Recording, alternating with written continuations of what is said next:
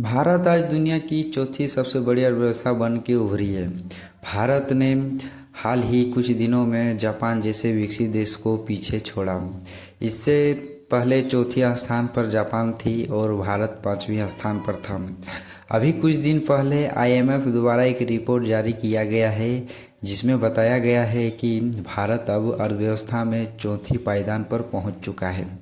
भारत इतनी तेजी से ग्रो कर रहा है कि मानो 2028 या 2029 तक आते आते दुनिया की तीसरी सबसे बड़ी अर्थव्यवस्था बन सकती है। 2021 का IMF रिपोर्ट देखें तो उस समय भारत 7वां अर्थव्यवस्था से उछाल लगाकर 5वां स्थान पर पहुंच चुका था। उस टाइम ब्रिटिश को पीछे पछाड़ा था। वो ब्रिटिश जिसने भारत जैसे देश को कभी गुलाम बनाया था, आज उसी देश ने GDP के मामले में ब्रिटिश को काफ़ी पीछे छोड़ दिया है। अब आते कुछ ऐसे फैक्ट पर जिसे जानना बहुत ही ज़रूरी है।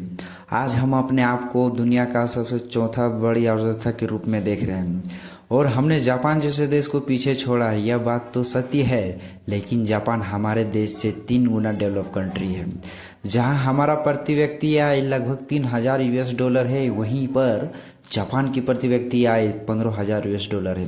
प्रति व्यक्ति आय के मामले में भारत जापान से काफ़ी पीछे है और इसकी बराबरी करने के लिए हमें काफ़ी साल लगेंगे। लेकिन यह भी मानना होगा कि भारत की प्रति व्यक्ति आय में काफ़ी तेज़ी देखने को मिल रही है।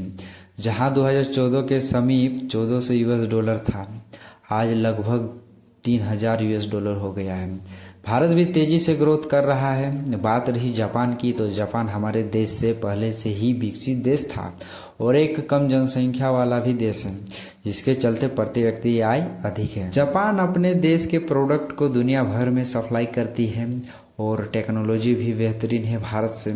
इसलिए जापान को देखा जाए तो भारत से काफ़ी आगे निकल चुकी है और भारत अपने देश के छोटे छोटे मुद्दों पर उलझता हुआ भारत को भी टेक्नोलॉजी जैसे सेक्टर में आगे बढ़ना होगा और ज़्यादा से ज़्यादा प्रोडक्ट अपने देश में बनाना होगा मेक इन इंडिया के तहत, और बेचना होगा दुनिया के सभी देशों में।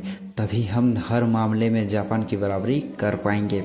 भारत के राजनीति में भी सुधार लाना होगा। सबसे पहले देश से भ्रष्टाचार को ख़त्म करना होगा, छोटे छोटे शहरों को तेज़ी से विकास करना होगा, तब जाके एक नया विकसित भारत बनेगा।